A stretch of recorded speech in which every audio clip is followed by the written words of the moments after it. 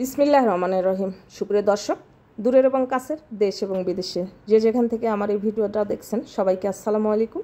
আশা করি সবাই ভালো আছেন। আজ আমি আপনাদেরকে রান্না করে দেখাবো ঘরোয়া মশলা দিয়ে খুব সহজভাবে লোভনীয় স্বাদে হাঁসের মাংসের কালো ভুনা। জানি না আপনারা হাঁসের মাংসের কালো ভুনা খেয়েছেন কি না। যদি না খেয়ে থাকেন তাহলে আমার এই রেসিপিটা সেম হবু ফলো করে একদিন রান্না করে দেখতে পারেন। আশা করি ভিডিওটা আপনাদের ভালো লাগবে এবং উপকারে আসবে। আর যদি ভিডিওটা ভালো লাগে তাহলে প্লিজ শুরু থেকে শেষ পর্যন্ত দেখে সুন্দর একটা গঠনমূলক কমেন্ট করবেন, সেই সঙ্গে ভিডিওটা কন্টিনিউ করার অনুরোধ রইল। চলুন তাহলে আমরা মূল রেসিপিতে চলে যাই। সুপ্রিয় দর্শক, আমি এই রান্নাটা দেশি হাঁসের মাংস দিয়ে রান্না করব। তো এর জন্য চুলায় আমি আগে থেকে একটা কড়াই বসিয়ে রেখেছি। এর মধ্যে দিয়ে দিচ্ছি হাফ কাপ সরিষার তেল। আর এই রান্নাটা সরিষার তেল দিয়েই কিন্তু করতে হবে। আর এর মধ্যে দিয়েছি তেজপাতা, দারচিনি, ছোটো এলাচ আর বড় এলাচ দিয়ে আমি প্রায় 40 সেকেন্ডের মতো ভেজে নিয়েছি। এখন এই পর্যায়ে অ্যাড করে দিচ্ছি 1 কাপ পরিমাণ পেঁয়াজ কুচি। আর পেঁয়াজটাকে দিয়ে নেড়ে চেড়ে হালকা গোল্ডেন ব্রাউন কালার করে ভেজে নিয়েছি। আর এর মধ্যে এই পর্যায়ে অ্যাড করে দিতে হবে 1 টেবিল চামচ আদা পেস্ট, 1 টেবিল চামচ রসুন পেস্ট দিয়ে ভালো করে নেড়ে চেড়ে আদা আর রসুনের কাঁচা গন্ধ চলে যাওয়া পর্যন্ত ভুনা করে নিতে হবে। মশলাটা কিন্তু সবসময় ভালো করে কষাতে হবে, এতে করে তরকারির টেস্ট ফ্লেভার দুটোই বেশি পাবেন। আর আমি মশলাটা যেন পুড়ে না যায় এজন্য কিছু পানি অ্যাড করে দিয়েছি, সেই সাথে অ্যাড করে দিয়েছি স্বাদ মতো লবণ, হলুদের গুঁড়া, মরিচের গুঁড়া আপনাদের টেস্ট অনুযায়ী দিবেন।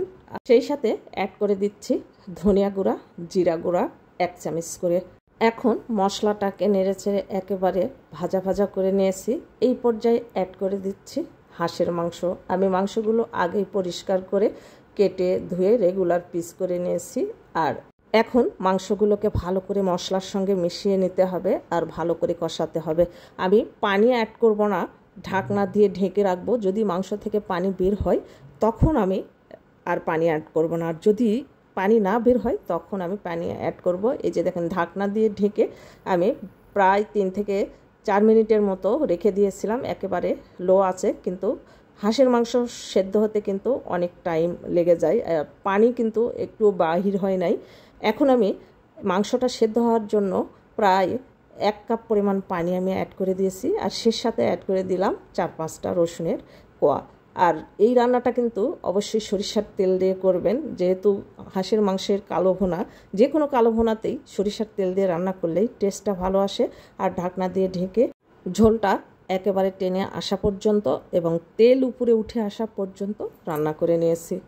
আর মাংসটা কিন্তু আমার এখন অনেকটাই সিদ্ধ হয়ে আসছে। এখন বেশ কিছুক্ষণ ধরে নাড়াচাড়া করে নিতে হবে, আর কোনো পানি কিন্তু অ্যাড করা যাবে না। এখন চুলার জালটাকে কমিয়ে এই কালো ভুনার যে অরিজিনাল মশলাটা, রাঁধুনি মশলা, এটা একটা মশলা, কোনো ব্র্যান্ডের নাম না, সেই মশলাটা আমি গুঁড়া করে ব্লেন্ডারে গুঁড়া করে 1 চামচ অ্যাড করে দিয়েছি। এখন ভালো করে নেড়ে চেড়ে কষিয়ে নিতে হবে, আর কিন্তু পানি অ্যাড করা যাবে না। চুলার জালটাকে কমিয়ে ঢাকনা দিয়ে ঢেকে আমি কষিয়ে নেব বেশ কিছুক্ষণ। বারবার ঢাকনা দিয়ে ঢেকে দিয়েছি আর কষিয়ে নিয়েছি বেশ কিছুক্ষণ ধরে। আর এখন দেখেন মাংসের কালারটা কিন্তু পুরোপুরি চেঞ্জ হয়ে গেছে আর মাংসটা সেদ্ধ হয়ে গেছে। চেষ্টা করবেন মাংসতে পানি না ইউজ করতে, যদি পানি একেবারে না বের হয় সেক্ষেত্রে পানিটা আপনারা অ্যাড করবেন। আর আমার মাংসটা কিন্তু অলরেডি হয়ে গেছে। মাংসের স্বাদ এবং ফ্লেভার দুটোই বৃদ্ধি করার জন্য এখন আমি মাংসটাকে নামিয়ে বাগার দিব। এর জন্য অন্য একটা কড়াইয়ে দিয়ে দিয়েছি। আর এই কড়াইয়ের মধ্যে দিয়ে দিয়েছি সরিষার তেল, কয়েকটা শুকনো মরিচ, আস্ত জিরা দিয়ে কয়েক সেকেন্ড ভেজে নিয়েছি। এখন অ্যাড করে দিচ্ছি 2টা কোচানো পেঁয়াজ। আর পেঁয়াজটাকে দিয়ে নেড়ে ছেড়ে ব্রাউন কালার করে ভেজে নিতে হবে। আমি অল্প তেল অ্যাড করেছি, আর মাংসের মধ্যে যে তেল ছিল সেখান থেকে কিছুটা তেল নিয়ে আমি নেড়ে ছেড়ে পেঁয়াজটাকে বেরেস্তা করে নিয়েছি। এখন এই পেঁয়াজগুলো মাংসের মধ্যে ঢেলে দেব আর ঢাকনা দিয়ে ঢেকে রেখে দিব 1 থেকে 1.5 মিনিট। চুলার জালটা একেবারে লো করে দিতে হবে, এতে করে বেরেস্তার যে ফ্লেভার সেটা মাংসের মধ্যে প্রবেশ করবে আর মাংসগুলো কিন্তু খেতে ভালো লাগবে। এখন আমি এই বেরেস্তাগুলোকে মাংসের সঙ্গে মিশিয়ে নিব। আর চুলার জালটাকে অবশ্যই কমিয়ে ঢাকনা দিয়ে ঢেকে আরও 2 মিনিট আমি রেখে দিয়েছিলাম। এখন আমি মাংসটাকে আবারও 2 মিনিটের মতো এইভাবে লো আছে নাড়াচাড়া করে কষিয়ে নেব। তাহলে কিন্তু আমার রান্নাটা কমপ্লিট হয়ে যাবে। আর রান্নাটা কিন্তু আমার অলরেডি কমপ্লিট হয়ে গেছে। আমি সার্ভিং প্লেটে সার্ভ করে আপনাদেরকে দেখাই যে আমার রান্নাটা কেমন হয়েছে। একদিন হলেও আপনারা বাসায় এইভাবে রান্না করবেন আর রান্না করে কমেন্টে জানাতে একদমই ভুলবেন না।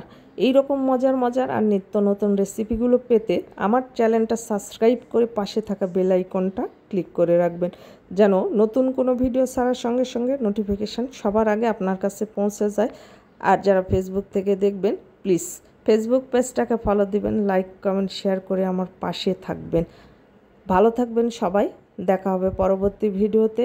আল্লাহ হাফেজ।